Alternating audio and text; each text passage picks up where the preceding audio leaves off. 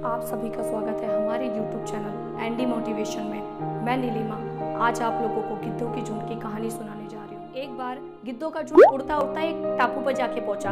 वो टापू समुद्र के बीचों बीच, वहाँ बहुत सारी मछलियाँ, मेढक और समुद्री जीव रहते थे, इसलिए वहाँ पर गिद्धों को खाने पीने की कोई कमी नहीं थी। और सबसे अच्छी बात तो ये थी कि वहाँ पर गिद्धों का शिकार करने के लिए कोई जंगली जानवर भी नहीं था।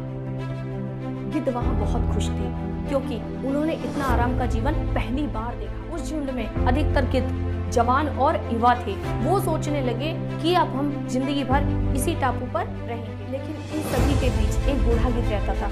जब भी वो इन युवा गिद्धों को देखता तो वह सोच में पड़ जाता, चिंता में पड़ जाता कि इतना आरामदायक जीवन का असर इन युवा गिद्धों पर क्या पड़ेगा। क्या ये वास्तविक जीवन का अर्थ समझ पाएंगे?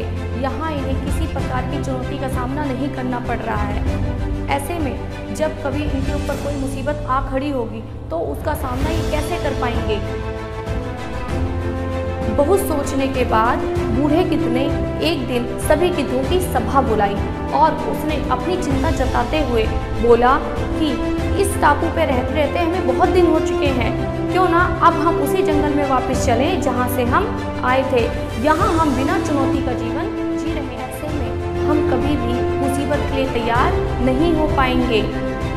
युवा गिद्धों ने बूढ़े गिद्ध की बातें सुनकर भी अनसुनी कर दी। वे सोचने लगे कि बूढ़ा गिद्ध बढ़ती उम्र के साथ सठिया गया है और ऐसी बेकार की बातें कर रहा है।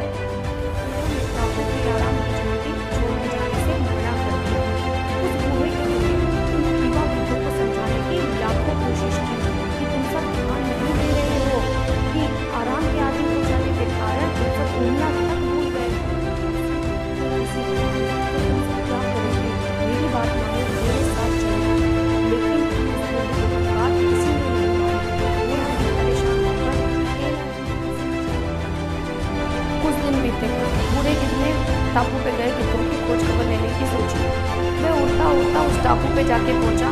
वहां पहुंचकर उसने देखा वहां का नज़ारा बिल्कुल ही बदल गया है। चारों तरफ गिद्धों की लाशें ही लाशें पड़ी हैं और बहुत सारे गिद्ध लहूलुहान होके घायल पड़े हुए हैं। उस हैरान बूढ़े गिद्ध ने जाकर एक घायल गिद्ध से पूछा कि ये तुम लोगों की हालत कैसे हुई।